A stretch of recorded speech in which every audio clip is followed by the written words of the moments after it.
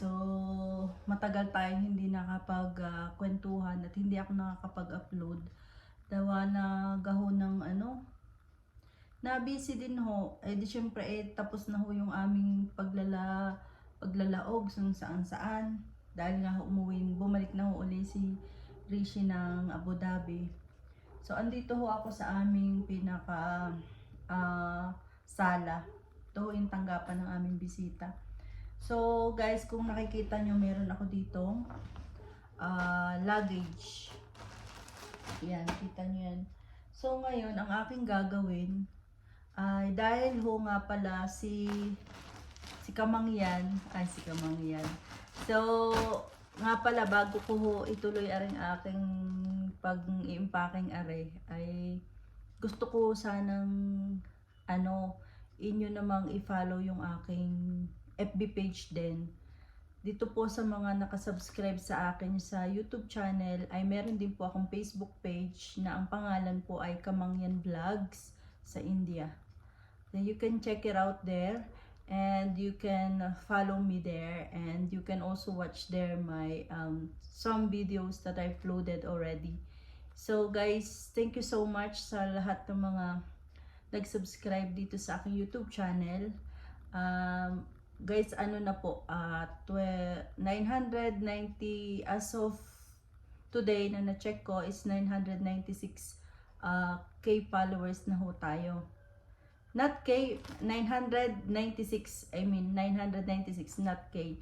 So, road to 1K guys, ang ating YouTube channel para sa mga subscriber po. Sa mga hindi pa po nagsusubscribe, please do subscribe our channel, share, and like po.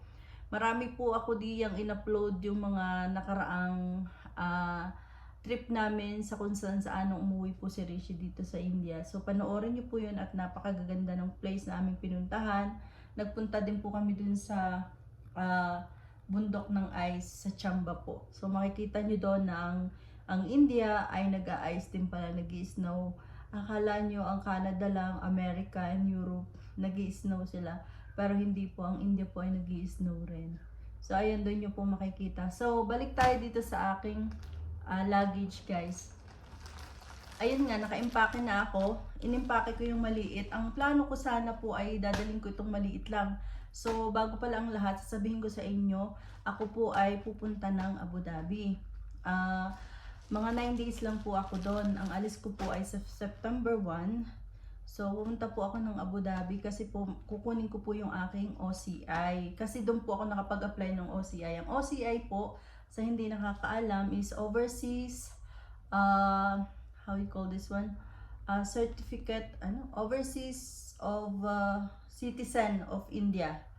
Overseas Citizen of India. I think so.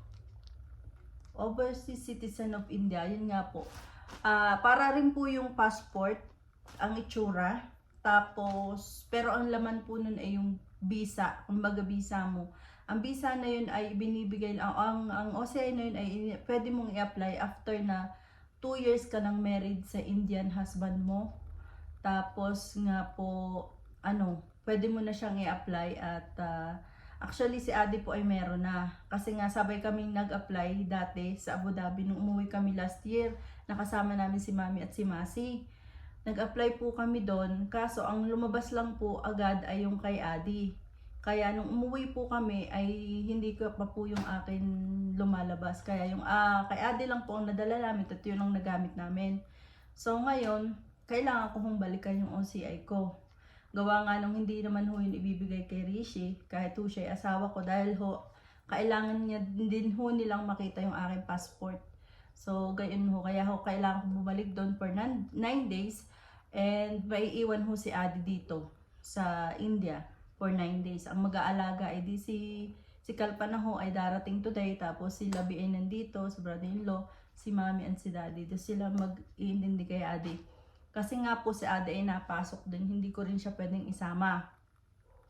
And the thing is, kapag isinama ko siya, hindi siya makakakuha ng Aadhaar card. Yung Aadhaar card namang yun ay para yung, kung sa atin national ID din ho yun.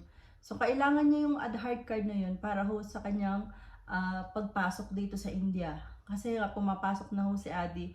So isa ho yun sa requirement ng school, yung Aadhaar card na yon. So hindi ho niya yun makukuha kung siya ho ay lalabas na naman ng bansa. Kasi ho, ang Aadhaar card ay binibigay lamang, isa naman sa requirement ng Aadhaar card para makakuha ka, kailangan ka nag-i-stay dito sa India ng 6 months, more than 6 months. Yan, na hindi ka lumalabas ng bansa.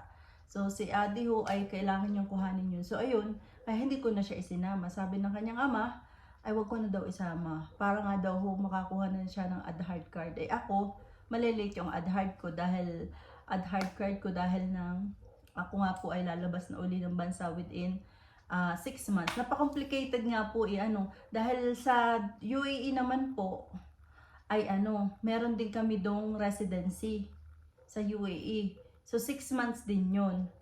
So wala pa ngaya nga ho ako babalik din para maano din siya, ma-update din ho yung aking residency na 'yon. Kasi nga para hindi siya mawala yung residency kong 'yon for 6 months.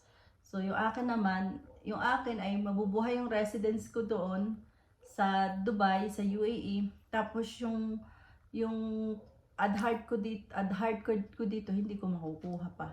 Dahil nga po lalabas ako. So ganun, talagang hindi ibibigay sa iyo sa isang pagkakataon yung mga bagay-bagay na gusto mo ay wala tayong magagawa dahil kailangan po natin gawin 'yun. Kailangan kong gawin 'yun para mamili talaga ako. So ayun. Pag may OCI na ako, yung OCI na 'yun na yung gagamitin ko. Hindi na po ako kailangan kumuha o bumili pa o mag-apply ng visa every time na pupunta po ako ng India. So kahit bumalik parito ako ng India, ay meron na akong pinaka OCI po yun. So free na pumunta ng India anytime. Si Adi din meron na. So ayun ho ang pangyayari, kaya tayo ay mag-i-impake ngayong umaga. Actually na-impake ko na ito. Ang plano ko lang ho, dahil 9 days nga lang, maliit lang dadalhin ko. Sabi din ni Rishi, maliit lang ang dalhin mo. Ay antimano naman ho, ay arehong maliit na hindi naman ho kasya yung aking, kahil si mami ho ay maglalagay pa din ng ghee na gusto ni Rishi. Gusto ho ni Rishi ng ghee. Tapos may mga padala pa din si Rishi ng mga sabon-sabon galing din sa India. Ay mas gusto niya aring sabon kaysa doon sa sabon sa UAE kay naman ng aking asawa. Ay kung ano-ano ho nga, areho yung pasalubong ko sa kapatid ko na galing din kay mami. Padala ni mami. So ayan, ang mangyayari ho niyan, pakita ko sa inyo, ako ay magpapalit ng luggage. Ayan. Ito ang gagamitin ko, itong medium ito. Kasi meron ho akong small, medium at large. Ang large na sa taas, so magme-medium na lang ako. Kasi nga ho, hindi nga ho kakasya ang ating luggage. So, ganun ho ang mangyayari yan. So, ngayon ang mangyayari ay ililipat natin aring aking mga damit na na aking na-impake na. Nagpadala din ho si Rishi ng oats. Ayan. Yung asawa ko ito talaga. Ayan. So, impake to the max ang mangyan. Dahil mga 3 araw na lang ho ako iaalis na. Naman ho kayo mag-aalala at ako babalik din So are, ako ho ay garin ni mag-impake. Pakita ko sa inyo. Yan o, impake ko Ayan. Pahaba. Parang hindi ko pahaba, parang ilalagay ko kayo na maayos. So kayo ilalagay nito. Adyan na nga lang kayo. Ayan. So, kapag ho ako nagtutupi, para maraming mailaman, ay ganun ho, palulon. Yan. Palulon. Sa rin ho ay sa anti-acid ni Rishi, nagpadala din siya. Ibabalot ko din sa akin damit para hindi siya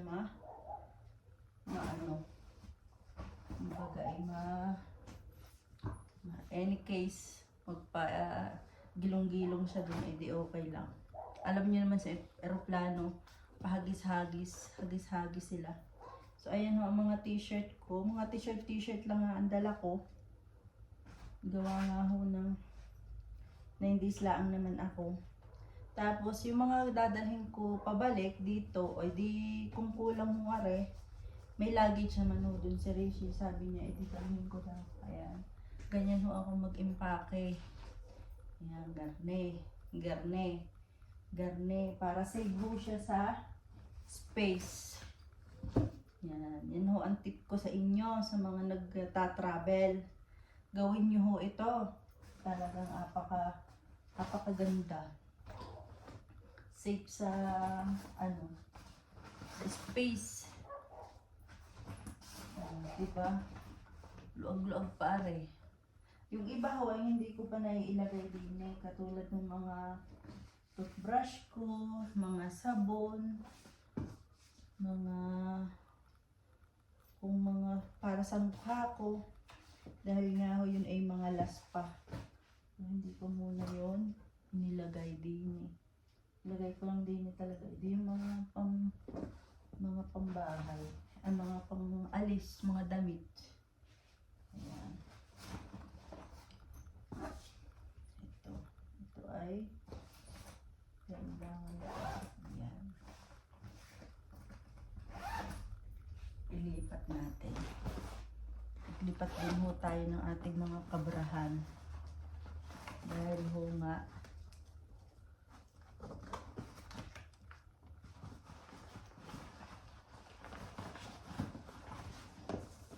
hindi ko naglilipat yung aking kabrahan sa hindi makikita, para safe siya. Mabuksan man yung luggage, hindi naman talaga kitang-kita yung aking mga tinatago. Yan. Kaso, aking mga undies ay hindi ko alam mo kung nasaan. Ayan. Saan pala? Ayan. Dami ho. Ayan. Dami ka na rin aking. Hindi pa pala alay lahat. Pari pa. Pantalon kong maong.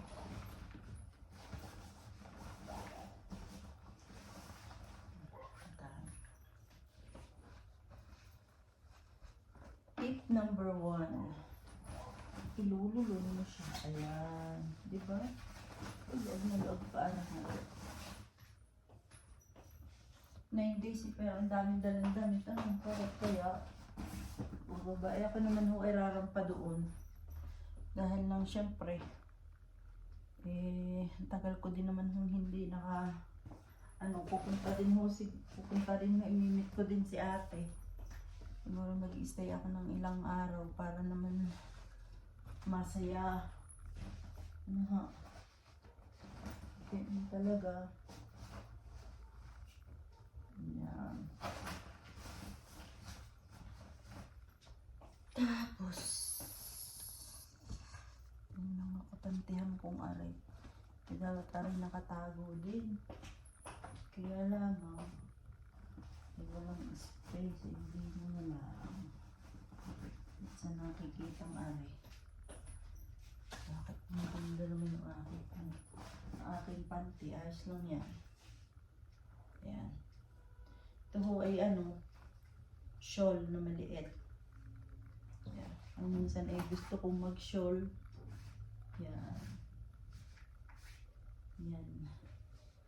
Garine ho ang pag-iimpake ng mga yan. Boy, meron din pala akong girdle, Para pala ang sekreto ko, para walang puson. Girdle. Yan. Tapos, meron pa. Ari pa ho. Yan. Ari naman ay susuotin ko. Kaya dyan yan. Ay, dadalhin ko kay ate. Ilalagay. Yan. Ay, ari pa. Sigurad ko natin din. Dalawa naman ho, aray, 6 na piraso. Sa aking feminine wash. Aray yung mga, aray din ho ay papakita ko sa inyo. Aray maganda pagka nagginagas ka. Ayan, okay, madaling tumunaw ang pagkain mo. Areho. Areho iniinom din sa India. Areho herbal. Dahil areho ay jira. Acidity gas. Ayan, acidity gas. Areho ay 10 rupees lang. Ayan. Tapos nagpabili ho si Rishi ng mga kung ano-anong mga gamot-gamot din ho. Paracetamol. Ayan. Jadi areho. Dadalhin ko. Meron pa ho nga ilalagay din tulad ng mga ghee, kung ano-ano pa. Pare kayo pupunta pa ako kami ng Mall Road. May bibilhin pa kami doon. So, ayun. Mga mabibit-bit, kung anong mabibit-bit na. Sarap mo na ito. Okay na yan. Yan. Yan. Sorry, sana ang dadalhin ko kaso nga ay maliit masyado. Hindi mo pa kasya.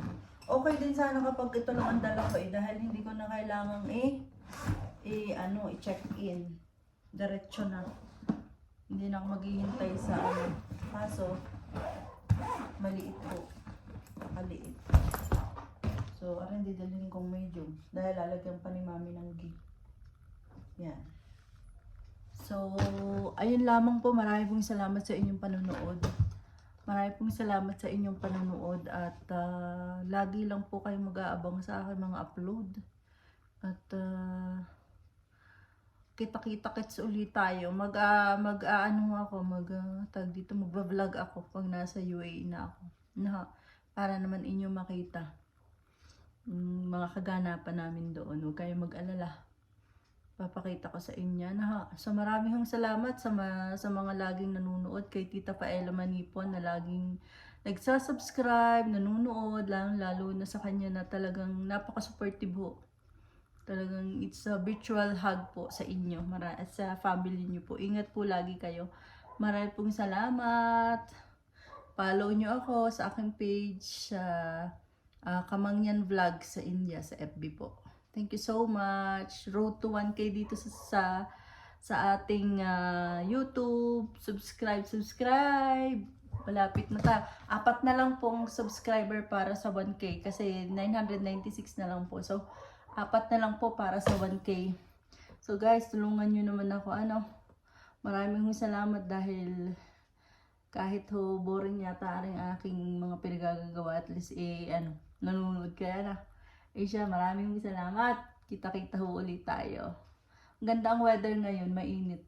Nung mga nakaraang araw talagang sobrang ulan. At nakakaawa ang India, lalo na din sa aming lugar. Ay ang daming na landslide. Gawa nga syempre yung iba nakakapagtayo ng bahay na malambot sa lupa. Ang aking father-in-law ay engineer, kaya nung tinayo niya ang aming bahay, ay itinayo niya talaga dun sa bato talaga pinakapundasyon na rin. Kaya matibay. Kaya hindi kami nag-aalala na malandslide. Usually dito ay maraming lalandslide. Gawa nga ng bundok are. So, ingat-ingat lang po. Pati dyan sa Pilipinas, maulan din. Pero ingat lang po tayo at lagi tayong magpe-pray. So, maraming salamat sa panonood. See you again guys. Thank you so much.